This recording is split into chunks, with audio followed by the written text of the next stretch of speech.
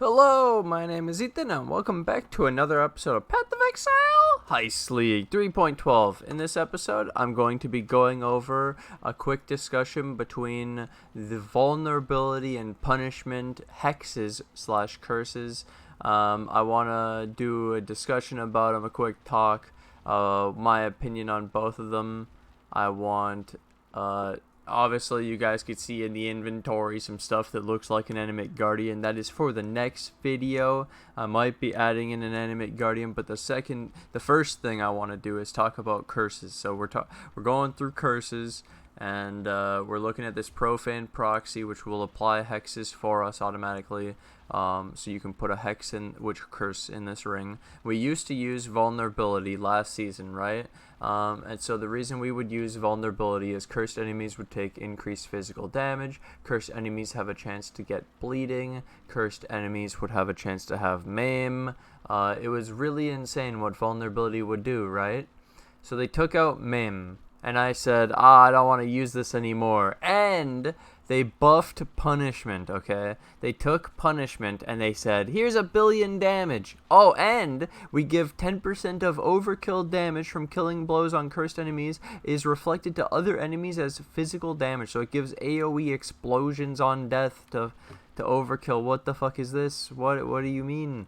I looked at this and I said, this is crazy. I want to run punishment, the new thing, because it's cool. It's 30% of the elementalists run punishment. Pretty crazy. But we found out that 43% still run vulnerability, and I said, well, I must understand why. So through asking Caps and looking at it and talking to him and just really like comparing it, this one gives you the increased this is level 1 or level 10. Increased physical damage. Okay, so that's always gonna be up. Just increased physical damage against bosses. And then the bleeding.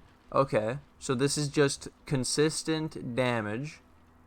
And punishment is only more damage, increased damage when they're on low life, which is 30% or less life. And then I also am gonna start running an Animate Guardian, and it's gonna have a Kingmaker, which has culling strike, and culling strike makes it so you automatically kill an enemy with any damage at below 10% life.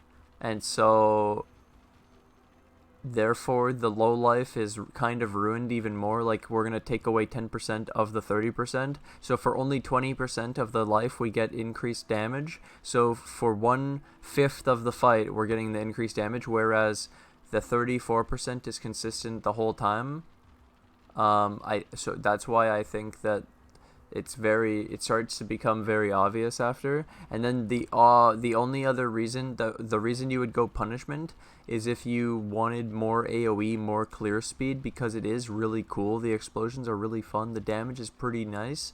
This is nothing, right? And so I think that for clear speed, punishment can still be really good, especially if you're just doing clearing or something insane like Delirium, maybe a Legion, I don't know.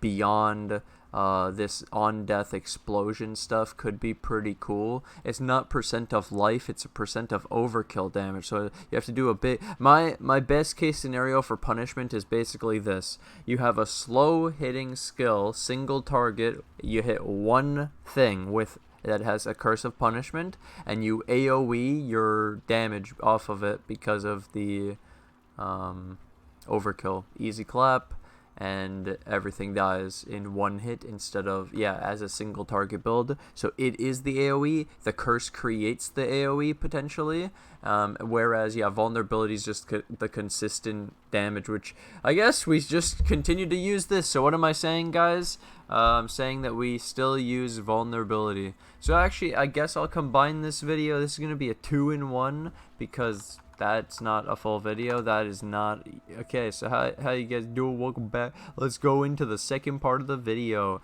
So the second part is the Animate Guardian. I'm going to be making an Animate Guardian. So here I bought a level 20 gem. The level 21 was a little expensive. It was like 70C. I didn't want to pay it. I replaced Elemental Army in the helmet, so that means I lose 28% Elemental Res on my minions. Therefore, if you know how they work, I have 10% from the skill tree. I need 35%. I'm talking about Elemental Res I have 10% from the skill tree, so if I'm not getting the other 25 from the elemental army, right now the raised zombie and the specter are minus 25%. Well, they're at 55, but they're missing 20. I mean, they're at 50, so they're missing 25% elemental res from cap and 55 chaos res from cap, and then my Animate Guardian would be missing the same stuff, so 25 elemental res and 55 chaos res. So what I did is I said my Animate Guardian should have a Kingmaker. So the Kingmaker is for Culling Strike, the crit multi, Fortify. So Fortify will give me 25% damage reduction. So a Fireball, instead of doing 5k, will do 3.75k. Then my nearby allies have the 50 crit multi and the Culling Strike, so basically 10% more damage, and then 30% item rarity, sure. Okay, so the Kingmaker is a great start. This costs like 60C. Then I got the Garb of the Ephemeral. So why did I go for the Garb of the Ephemeral, and how does this work? Garb of the Ephemeral says here, nearby enemies cannot deal critical strikes. Nearby allies' action speed cannot be modified below base value. So it makes your minions immune to temporal chains. It also makes you and your minions immune to critical strikes because the enemies cannot deal critical strikes. So, easy peasy, lemon squeezy, PogChamp chestplate. It's super sick. I love it. So we put this combination together, we pseudo brass dome, and it doesn't matter about the requirements of this item. The 600 strength, 752 intelligence, that doesn't matter on the Animate Guardian. And then we still have those reses we have to fix, so I will talk about that now. I went with this glove, this new glove. It's called a Replica Volker's Guidance, and so it has some of the highest chaos res I've seen of any glove yet in the game. It's fucking insane. It can have 41 chaos res. So normally I would go for this other glove last season, every other season, to cap the chaos res. You could get 29 chaos res before on a glove, and now you can go for 41, so it makes this even easier. I got 39, 60 life, some chaos damage, sure. So 39 chaos done. That means our AG's at 59 chaos. And then I went for the helmet, and it's 72 life, 25 fire, 25 cold, 21 chaos. So the chaos is capped off these two items. That's 60 chaos. I only needed 55.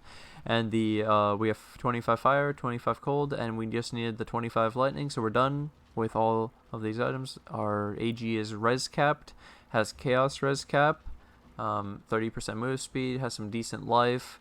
We can put it all together. We'll have no crit, crit multi, all that shit. It's gonna be sick. So let's go spawn an AG. These are the items I basically recommend for trying out an AG, because it'll be pretty tanky being res capped, and having all these extra things. It's pretty cool. So we're gonna click this T. So you just have to use the Animate Guardian skill on the items, and now I should have an Animate Guardian. Where is he? Oh, there he is. Easy. So now we have Fortify.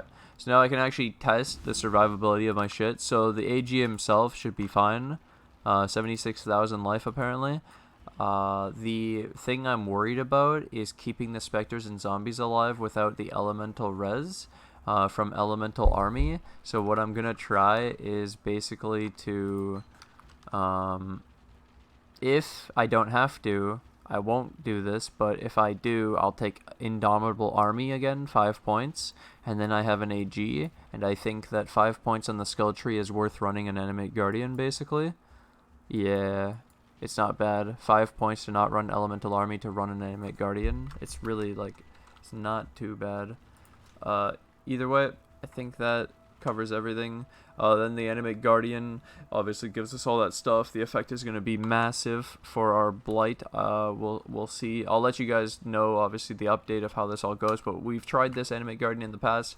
Oh yeah, quick thing I did before I went to bed. I was going to bed, and I was looking up unique chest plates that give high armor to compete with the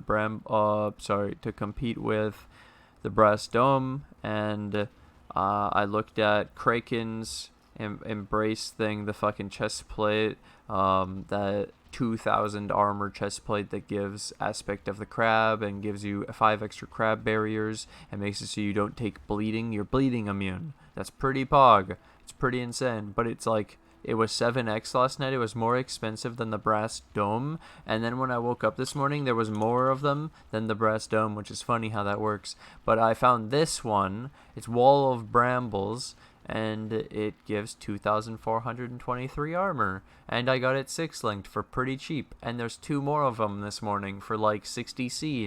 And I was like, oh wow, so more people could buy them. That's kind of cool. This is like a mini brass dome. This is like a granite flask permanently up.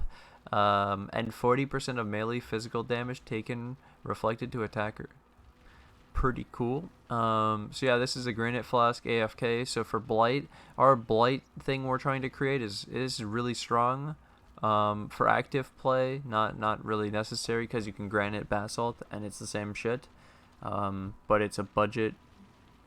This was a viewer recommendation, by the way. Also, it's really funny. They said this, and I said, I don't know. But no, it's actually hilarious. I love this. What the fuck is this chest plate? This is great. Also, when I leveled up my level 20 carry-on golem gems, I corrupted my first one and got a 21. I corrupted the other 6 and got 5 20s and 1 19. Either way. Like I said, I switched to vulnerability. I've explained why. I have a 6-link Wall of Brambles. I explained why. I put an Animate Guardian in the build. I explained the gear and put him together and put him up. And I also did what was the last change? What was the first thing I did in the video? I had the AG gear and I was talking about the other thing. Oh god, what did I do first? I just did it. Whatever. Yeah. Either way, hope you guys have enjoyed. Thanks for watching. Thanks for hanging out. I think it was the curse thing. It's talking about vulnerability versus punishment and the explosion. Yeah, and I think I'm going to be running vulnerability now and test it out. Obviously, I will let you guys know.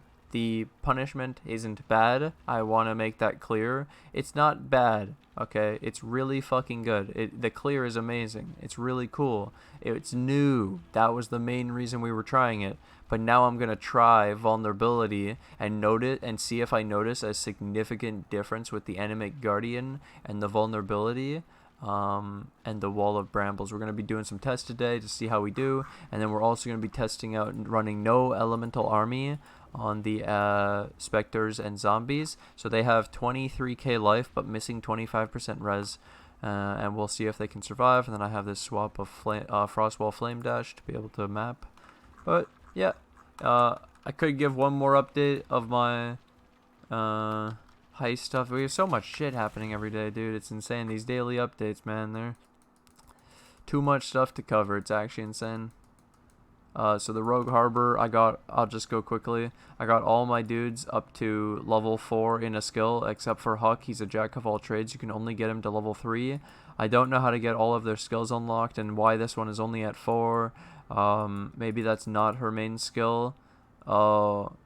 Maybe she does another skill and I did the wrong one, maybe. Maybe that's what either way, I have 4 on it, like a ton of skills. It's really sick. I have 4 on every single one, so you can actually put level 4 gear. So I showed the level 3 gear in yesterday's video, and now I'll show the level 4 gear. So I have item level 67, and it has reduced hiring fee, pride skill, increased job XP is the main thing I went for. So increased job XP, we got 8%, 7% here, 6% duplicate map frags, 7% duplicate delirium orbs, 8% job XP gain, and 8% chance on killing an enemy to not generate alert level, which I'm pretty sure in the new heist, killing monsters doesn't raise alert level anymore since this morning, the patch. That's no longer a thing. And then 4% reduced raising of alert level is the implicit on the hooded cloak level 4. And then you have the level 4 Fine Lockpick, 12% increased lockpicking speed for Karst, and lockpicking is big money. That's why I was doing him first for level 5. It takes 10,000 XP, we're at 2,000, so it's another 8,000 experience. The rings cut reduced by 8%, 9% increased time before lockdown, and 5% increased job XP. So I have like 20% job XP, so hopefully to get this XP faster to get them to 5 so we can wear level 5 gear. I'm trying to get level 5 on all the characters so you can wear higher level gear. Obviously Huck will only be able to wear 3, that's why I already have him decked out. But you could put item level 81 gear to have higher level mods. But then it would craft more, it would cost more to craft perfect T1 gear. Either way, thank you guys for watching. Thanks for hanging out. I'm going to take this opportunity to thank my Patreon and my YouTube members who financially support the channel. I can't do this without you guys. Thank you guys for all the support, and thank you to anyone new who joins the Patreon or the YouTube members today, and I'll see you guys in the next episode. Bye!